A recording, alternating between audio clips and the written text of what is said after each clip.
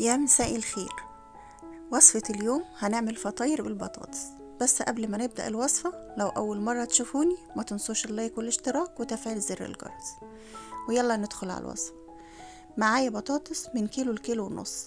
أنا كنت جايبة بطاطس كده، فنقيت كل الحبات الصغيرة اللي عندي، غسلتها وقشرتها وغسلتها كويس، وبقطعها قطع عشوائي كده زي ما انت شايف. هتقطعها أي قطعة. هنعمل بقى فطاير تجنن، بدون بيض وبدون فرن وبدون قلي، في الطاسة على البوتاجاز كده، وهتخلص معاكي على طول. بعد ما هقطع البطاطس بقى، هنزل بيها في حلة ورشة ملح، وانزل عليها بمية سخنة علشان تسويها بسرعة كده وما تاخدش وقت. ولو عايزة تنزلي عليها بمية عادية عادي، مفيش اي مشكلة. هنزل بقى على البوتاجاز.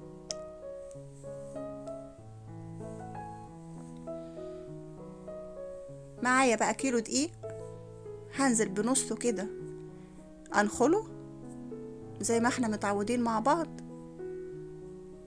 عشان اي حاجة علقة في الدقيق او اي حاجة تخرجيها بره.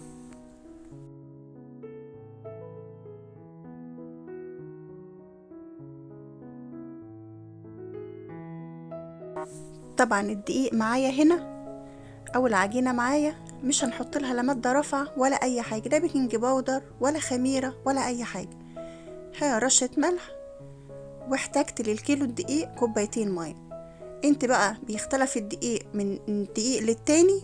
انت لو دقيقك احتاج اكتر مية انت زودي كده، لقيتيه محتاجش خليكي معاه واحدة واحدة، يعني ما تضيفيش المية كلها مرة واحدة، ضيفي الكوباية كوباية. هتلمي العجينة كده لما هتعرفي او تحسي ان هي قبل انك انت تعجنيها وشربت الكوباية المية. هنزل بقى اتعامل فيها بايدي، هلم العجين بايدي كده.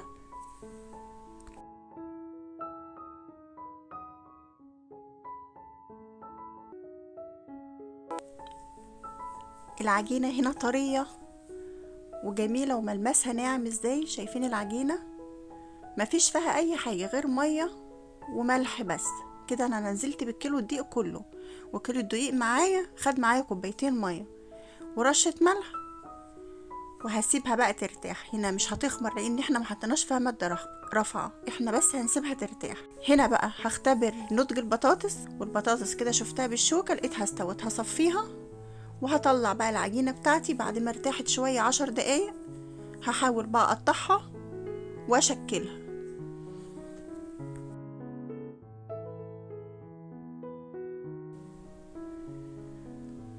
انت بقى حسب راحتك، عايزة تقطعي القطعة كبيرة او تقطعيها قطع متوسطة. انا قطعتها اكبر من الليمونة شوية او اكبر بشوية كمان، فعملت معايا اللهم بارك عدد حلو. انا كده هنا عاملة كيلو، مش عاملة نص كيلو. من الكيلو الدقيق عمل معايا كمية اللهم بارك حوالي 14 او 15 رغيف زي ما انت شايفة كده. هترولي كده العجينة وتقطعي بالويم كده، يعني خلي العين ميزان كده وانت بتقطعي. انا كان عندي فيهم واحدة هنا كانت كبيرة شوية.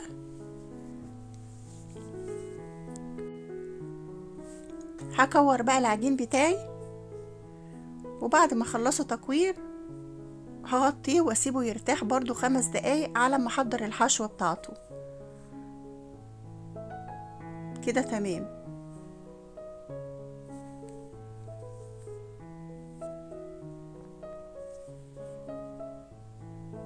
هنيجي للحشوة بقى. البطاطس بعد ما صفيتها طبعا مستوية وكان عليها الملح بتاعها، هنزل برشة ملح، وراعي ان انت حاطه فيها ملح قبل كده، ورشة فلفل اسود بس انا كمان ضفت حبة زعتر. اللي مش عايز يضيفها يستبعد عادي، مفيش مشكلة. حبة الزعتر تمام، بيدي طعم حلو للبطاطس. وكان عندي شوية جبن هنا، موزاريلا على ميكس على كده، نزلت بيهم مع البطاطس. لو مش عايزة تنزلي بالجبن والحاجات دي مفيش اي مشكلة، براحتك. انا هنا نزلت بشوية جبن، بتحسن كده طعم البطاطس وبتدي طعم حلو، وبعدين هتبقى في حشو الفطاير هتبقى حلوة معاكي وهتدي طعم جميل. طبعا هنا الجبنة اتعاملت معاها مع البطاطس واندمجت مع بعضها عشان لسه البطاطس معايا سخنة، عشان كده الجبنة اندمجت معاها بسهولة. هلم بقى عجينة البطاطس كده اللي هي حشو الفطاير بتاعتنا.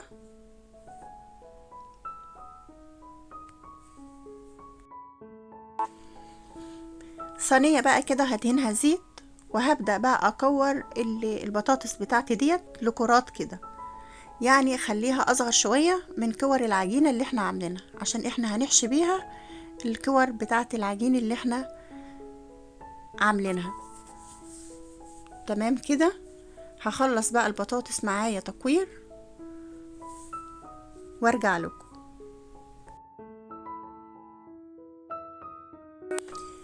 هنا برضو احرصي ان يكون البطاطس انتي هرساها كويس بالهراسة، ما تكونش مخرزة ولا محببة، علشان لما نحشي بها الفطاير ونيجي نفردها ما تفتحش معانا.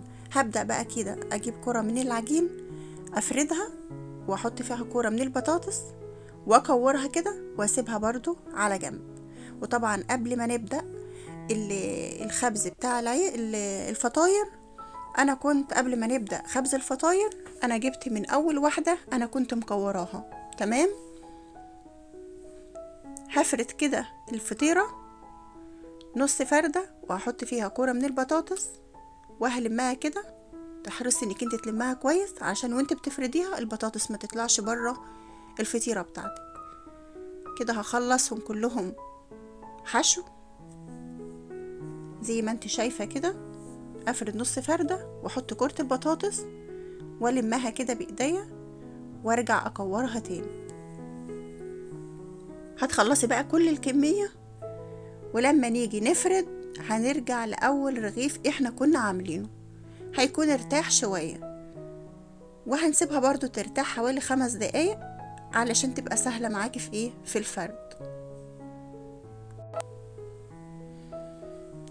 كده انا خلصت كله، حشيتها كلها بطاطس.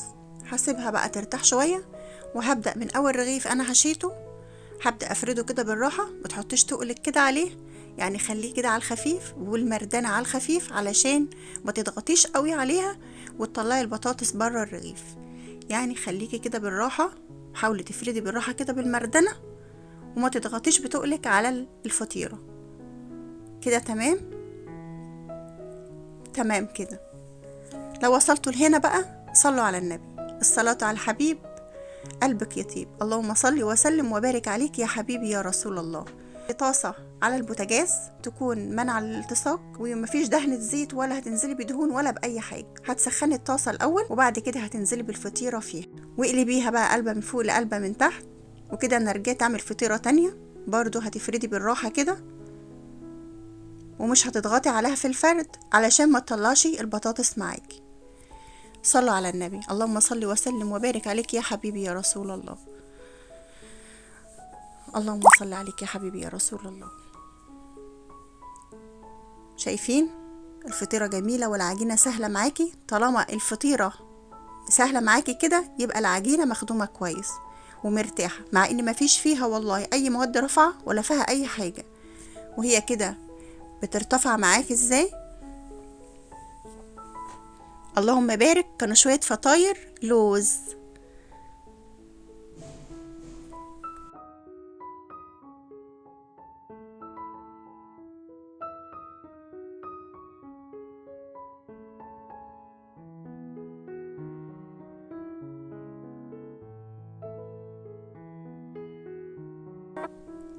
كل ما الفطاير بترتاح بتبقى تحفة ازاي، ما شاء الله، مورقة وزي الفل. انا نزلت بفطيرة تانية لغاية ما خلصتهم كلهم. الفطاير معاكي جميلة وحاولي ما ترقهاش قوي علشان تبقى طرية كده وحلوة. اللهم بارك. كانوا شوية فطاير جمال بينفعوا بقى في فطار، بينفعوا في عشاء، بيبقى كده فطاير مغمسة بعضها كده، بتبقى جميلة ووصفة سهلة وبدون اي مكونات وبدون اي تعب وبدون اي تخمير وبدون كل حاجات. يعني هي وصفة بدون اي مكونات، دي الوصفة اللي من غير مكونات. تحفة. اللهم صل وسلم وبارك عليك يا حبيبي يا رسول الله. معايا بقى مكعب زبدة كده وهي سخنة، هبدأ بقى ادهن الوش من فوق لتحت. بتخلي الفطيرة تحفة تحفة تحفة. دهنة الزبدة دي بتودي الفطاير في الدنيا في حتة تانية خالص. ما شاء الله ما شاء الله ما شاء الله، فطاير جميلة وطرية وتحفة. شايفين الفطيرة؟ هنجرب فطيرة معاكم بقى كده. شوف الفطيرة طرية وجميلة ما شاء الله. كده الفطيرة معايا اللهم بارك، مورقة والبطاطس جميلة فيها. شايفين العظمة والجمال؟ ما شاء الله، تستاهل بقكم.